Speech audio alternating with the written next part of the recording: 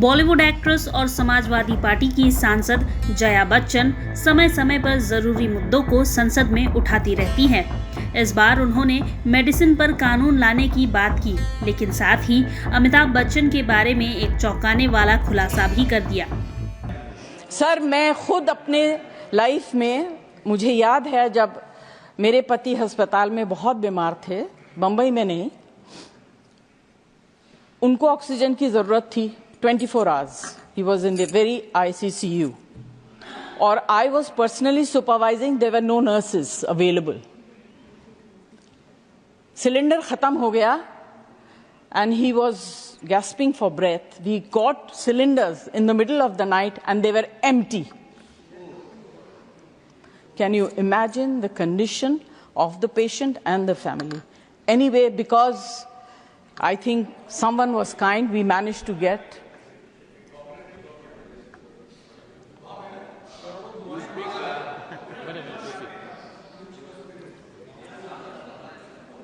so this is very important, and this comes under the category of medicines as well. You get spurious medicines. In fact, a simple thing like Vicks is full of wax and scent. It is very, very bad. These things need to be controlled and taken care of. I don't want to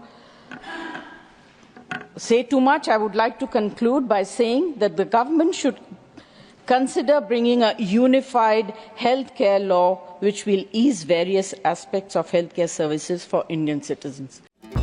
Jaya Bachchan अपने बयानों को लेकर चर्चा में रही हैं। एक बार तो उनके चक्कर में अमिताभ बच्चन तक को माफी मांगनी पड़ गई थी। एक बार जया बच्चन अपनी बहू ऐश्वर्या राय को लेकर पैपराजी पर भड़क गई थी। ऐश्वर्या किसी इवेंट से लौट रही थी, तभी एक फोटोग्राफर ने एक्ट्रेस को ऐश कहकर बुलाया, जिस पर जया बच्चन चिढ़ गई थी। एक्ट्रेस ने फोटोग्राफर की क्लास लगाते हुए कहा था कि क्या ऐश ऐश लगा रखा है, तुम्हारी क्लास में पढ़ती है क्या। जया बच्चन फैंस पर भी कई बार भड़क चुकी है।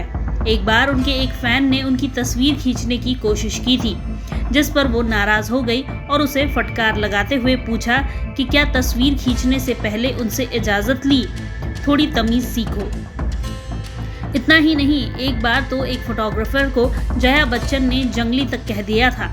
दरअसल ये वाकया साल 2014 लोकसभा चुनाव का है। उस फोटोग्राफर को उन्होंने कहा था कि क्या जंगली की तरह व्यवहार कर रहे हो। मामला बढ़ता देख अभिषेक बच्चन ने अपनी मां को शांत कराया था। यहाँ आपको बता दें कि जया बच्चन और अमिताभ बच्चन ने 1973 में परिवार की रजामंदी से लव मैरिज की थी। दोनों तब से हर पल एक दूसरे का साथ बखूबी निभा रहे हैं। प्रभातखबर.com, विश्वास वही, रफ्तार नहीं।